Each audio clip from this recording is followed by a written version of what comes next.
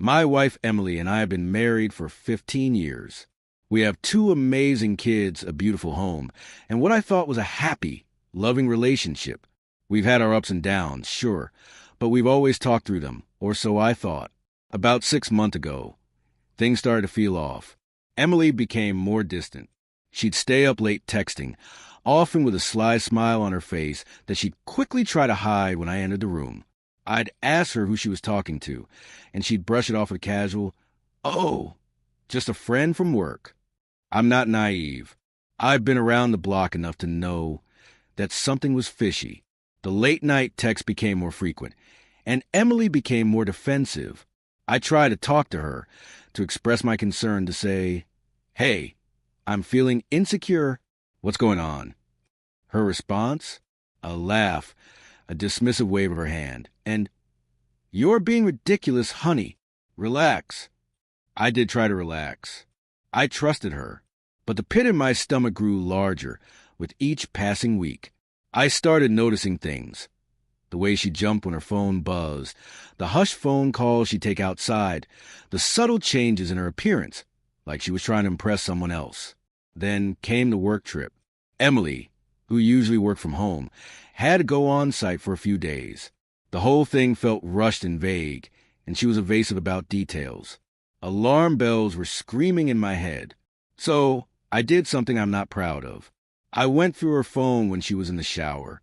I know, it wasn't my finest moment. But what I found made my blood run cold. It wasn't just a friend from work. It was Jackson, her manager.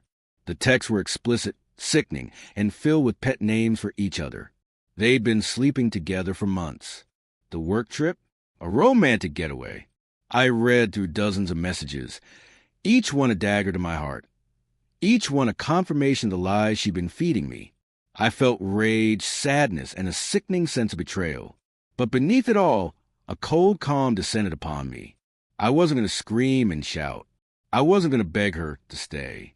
I was going to take my time and make sure this was as painful for her as it had been for me. I played it cool. I packed my emotions away.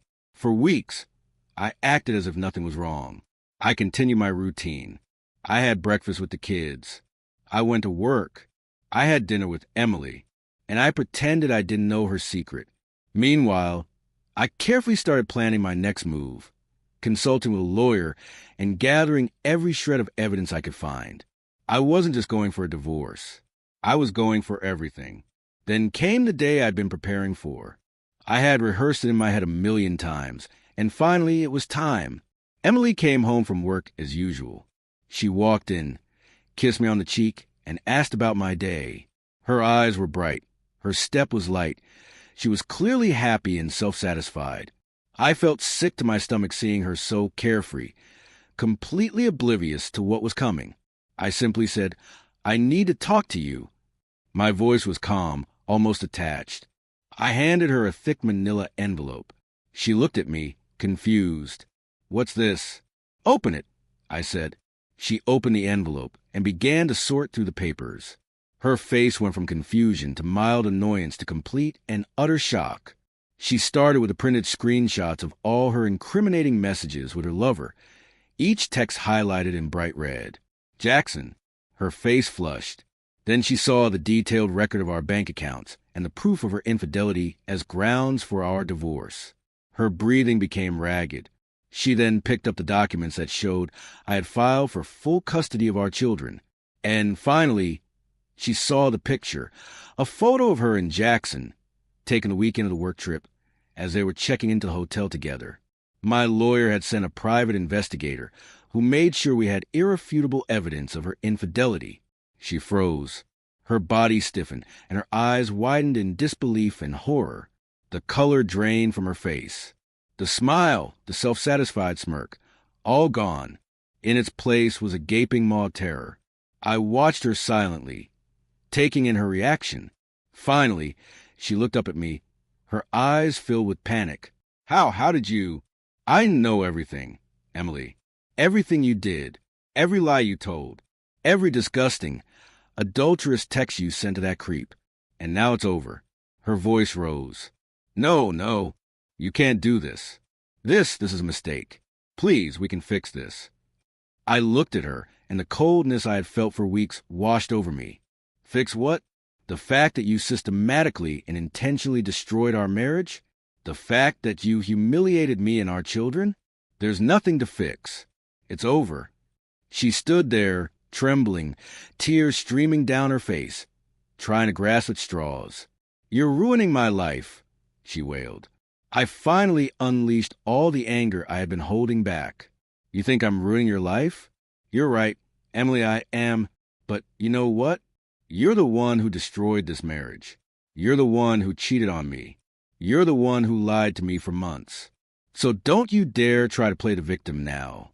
You reaped what you sowed, and I am simply watching it all come crashing down. The confrontation escalated. She begged. She pleaded. She cried. She accused. I remained calm, stoic, detached.